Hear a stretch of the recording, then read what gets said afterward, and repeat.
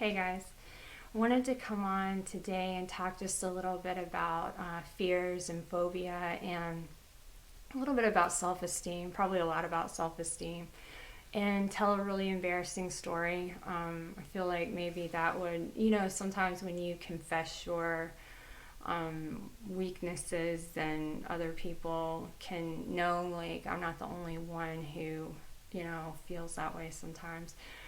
And my biggest fear is, well, my fear for myself, I guess, is public speaking.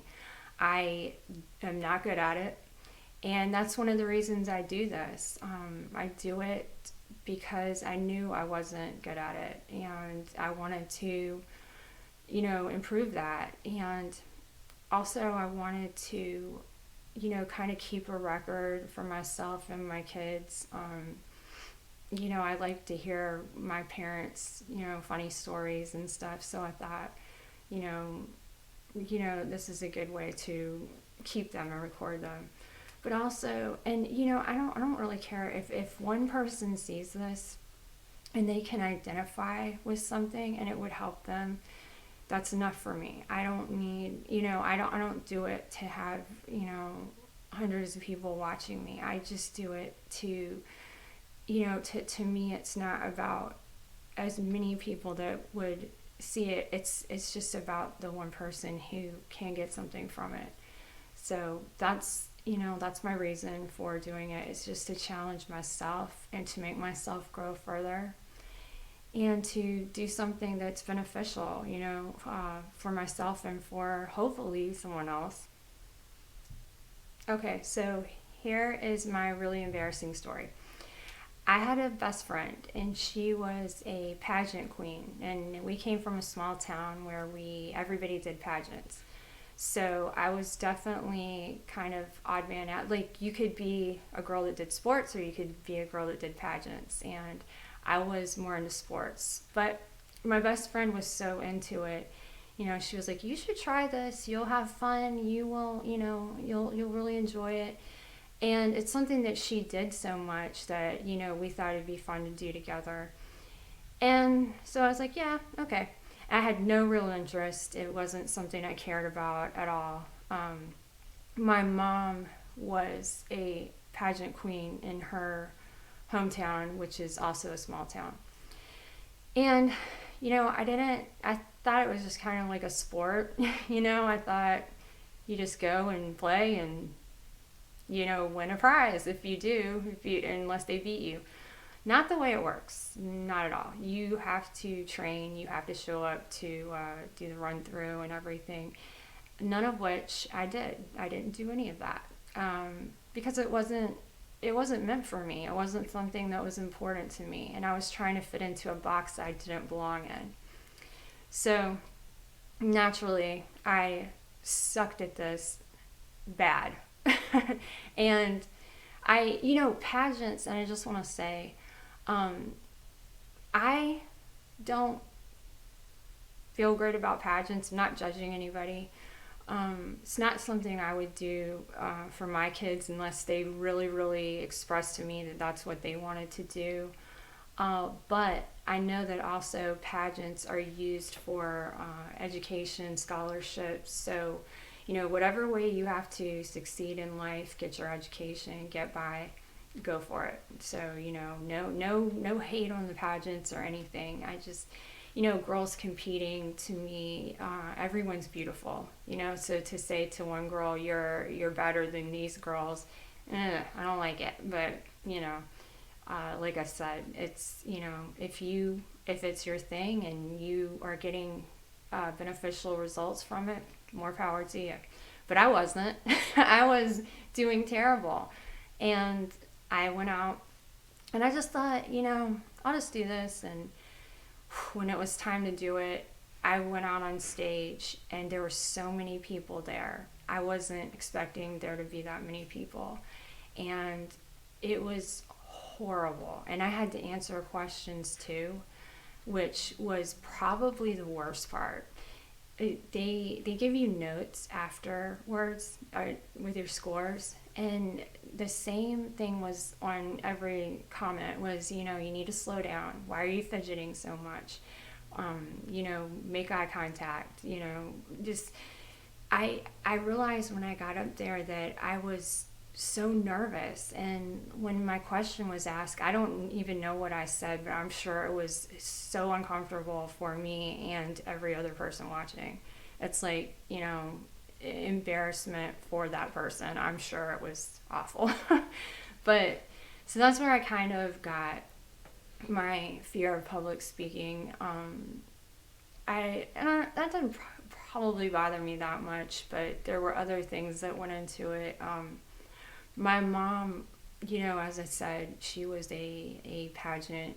You know, my mom was just absolutely, you know, she was gorgeous when she was growing up. Of course, I think, you know, she's my mom. And your mom is just the most beautiful woman in the world to you. So, you know, it was easy for her because that was her thing. So I could tell she was a little bit disappointed, and that's not her fault. You know, she wanted, I guess, a connection with her daughter for the thing that she loved, but it wasn't my thing. And you can't push a kid to be something that you want them to be. I found very little interest in that, but at the same time, you know, I respect the work that the other people put into it, and I didn't do that work. So that's kind of where I realized on a stage is not good for me. And you know, I can do great one-on-one. I can connect with anybody, talk to anybody. I'm not shy at all. But you know, in a job interview, I can ace it one-on-one. But if there is 3 or more people there, I just freeze up. I, you know, fidget. I do, like, I'll look away. I'll laugh. Just anything that you should not be doing is what I'll do. I'll get nervous and just, like, you know, talk about things that don't, you know, have nothing to do with what we're talking about. And it's just, it's sad to watch, probably. But, you know, I think, I don't know why I'm that way. I have a little bit of an idea that, you know, when I was younger, when I was growing up, I did not do well in school.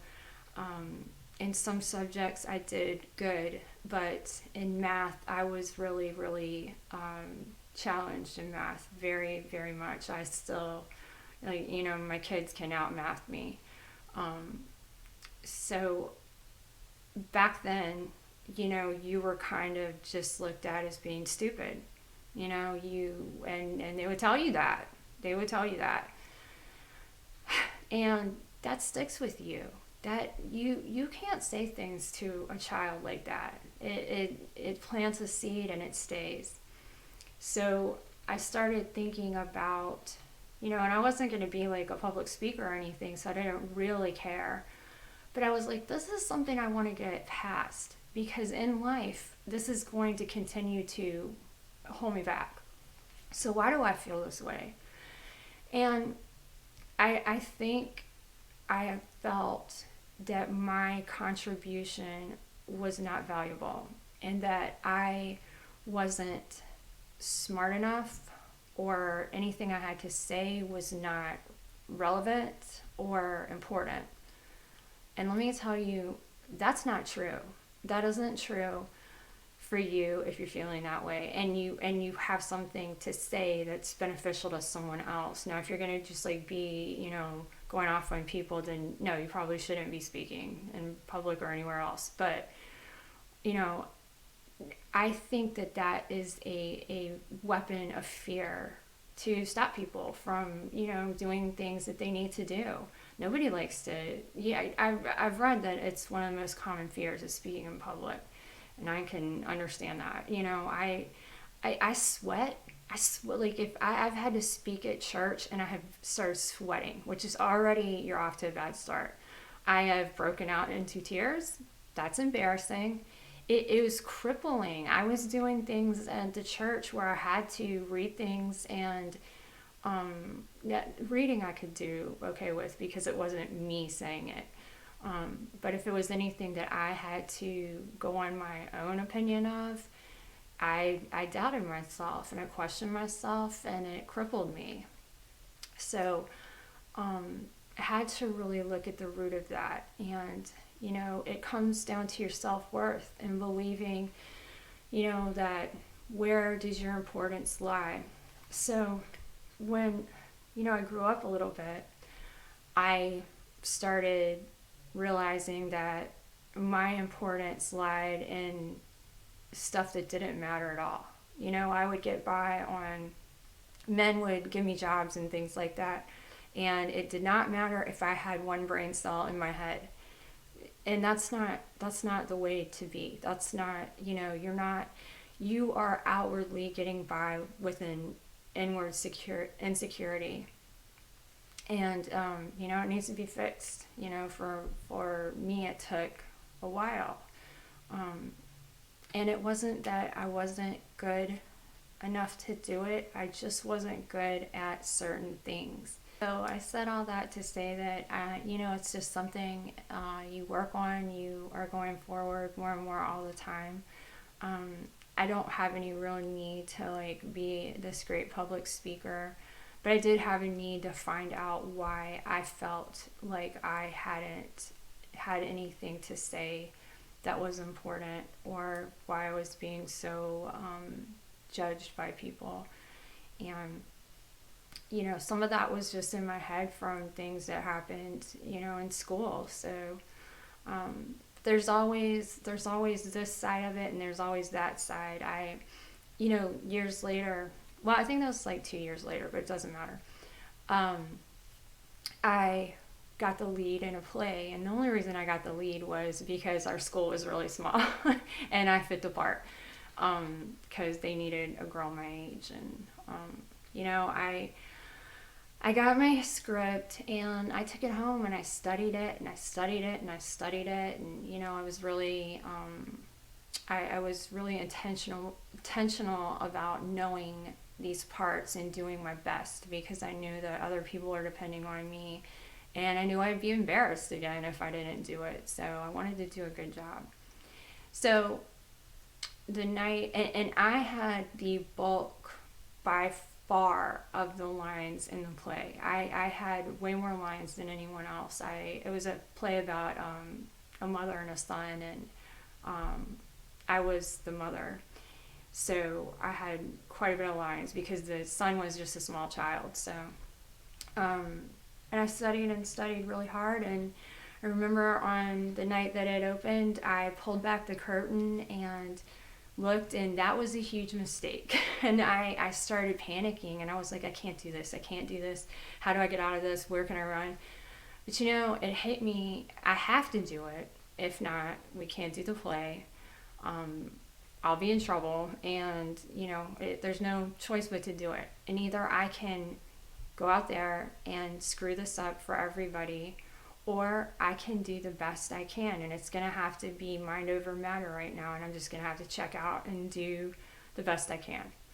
And and that was good for me at that age, because I was pretty young. I was in 8th grade, I think, and 8th or ninth, and I was surprised that I could do that. But I did great, and I didn't forget any of my lines. I hit all my marks. I was in sync with everybody else, and I was proud of myself. And at the end, my mom was the first person up applauding and clapping. So that meant a lot to me, because my mom wasn't a really lovey-dovey person, and the accolades and approval sometimes came from performance, but she was proud of me, and she stood right up there and clapped for me, so that felt great. But I what I took from that is that I could do great if I was reading a part from someone else. Now, why didn't I feel like the things that I had to say were important? And that's the whole thing I'm talking about, is why don't we feel like we ourselves are enough? Why do we think if we're promoting something that's normal or already been tried or has already, been, gone over by somebody else, that we can be confident in that, but we can't be confident in our own selves? That was really crippling for me for a long time, and it was something that I struggle with. I still struggle with it, but with age, you start to not care. You really start to not care, what people think, and that is very freeing. Because for a long time it was way, way too important to me to be approved of, I guess, as being good enough or smart enough. But then I kind of got to the point where, and I've done other things on here about it. I was bullied. I was tall. I was 5'9". I was extremely thin. I was bullied, and that didn't bother me for some reason. I don't know why that didn't bother me, and they were like horrible too. But I don't know. For some reason that just kind of like bounced off me, and I didn't care. But it was really it was the contribution from inside that stuck with me. So our all this to say, our worth does not come from performance. It doesn't come from anything except that we are the person that we are. And to know that, if God made you, He made you because He needed you, to be here. He had a purpose for you being here. And I don't, the devil so much gets into making you know that that isn't true, making you know it for yourself. And perception is reality, and even though it's not true, if you believe it's true for you. And it's just not. And I could tell that to other people all day long, but I didn't believe it for myself. And I struggled with that for years, thinking like I had to get jobs and approval and things for other ways than my intelligence. And honestly, if I'm one-on-one with somebody, I can really make that connection. But when it came to a wide audience, I just couldn't do it. So that is a big fear of mine. I don't have too many. That's it. Snakes. But just things like that. This is like the N-word fear though. And that was hard. That was something that takes, I think, years to learn. It's and another thing is too, like, and this is mostly, I think, about kids, is to box them in to what you think they should be, to make comments on them, on their, any kind of comment, physically, academically, socially. It will plant a seed that is so damaging. It could stay with them through their adulthood, and they'll have to work on it to get past it. And girls should never be made to feel like you're not smart enough, you don't have anything to contribute, so you play the role that you need to play to get by. That is like, I lived under that for a long time. I got worth and value from things that were not one bit important, and I think too is, if you are somebody who's getting worth and value from outward things like money, your appearance, things like that, you're gonna get old one day. You're gonna get old. I know. And you have to have something else to be backing that up, because you got some good years, and then you can't just depend on that. You can't be a pretty face with nothing inside, and you gotta build your heart and stuff like that. And I'm still working on that. I'm still building my my love for other people, myself, to be the best person I could be. I'm still working on that. I'm still working just like we all are. And, the thing about for kids is like, yeah, I remember people, because I was tall, people would always be like, well, are you going to play ball? Are you going to play basketball? Are you going to, do volleyball? Are you going to be a model? Just because I was tall. And I got so sick of hearing that. I was like, why? Don't you, is there anything else? Like, people will show their stupidity and, they put boxes on people. And I just don't know why people can't, look at the person inside. My daughter, she had a problem with her feet. She walked on her tippy toes and she couldn't extend her tendons all the way down. I can tell you without exaggeration, almost every time we went in public, people would say, is she going to be a ballerina? And I would try to be nice, but it got really old because it's crazy how people will box kids in and will, be so quick to label them. You walk on your tiptoes, so you're going to be a ballerina one day. You're tall, so you're going to do this one day. You'll be good at sports. I mean, come on, And I hope we've gotten past that a little bit. My daughter's really young, so evidently not. But, for parents, like the labeling is so detrimental to them. So I don't know. It's something to work on. It's something I'm trying to do better in every area. I remind you that your worth and value is who you are, and your uniqueness, you're different, you're, whatever you are. Please don't ever think that lies in something that is approved or disapproved of by anybody else. The most important thing that you're ever going to think or opinion you're ever going to have on anyone is on yourself. And I will tell you, the freedom that comes with saying, I really don't care what you think, is amazing. It's amazing. You have a responsibility to make yourself proud. And then, not everyone might understand what your idea of that is. And they don't have to. And you don't have to feel bad for that. I mean, as long as you're loving people and treating people good, then, the major one that you need to love, though, is yourself. I think this all the time. God put every life here. And it was never his intention for someone's life to be wasted. If we're always thinking of what's wrong with me, why don't I, add up to this? Why don't I, why can't I lose weight? Why can't I gain weight? Why can't I work out like I'm supposed to? Why can't I earn more money? Why can't I be like my friend? Why can't, I hear people say this stuff all the time.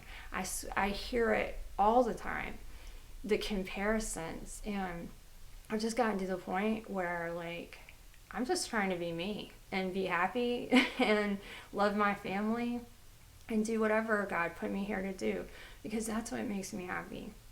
That's where I get my worth. That's where I get my value. The things are temporary. I won't always have the same life. Life will change. You'll lose people. You'll have people leave. You can't rely on what other people are thinking.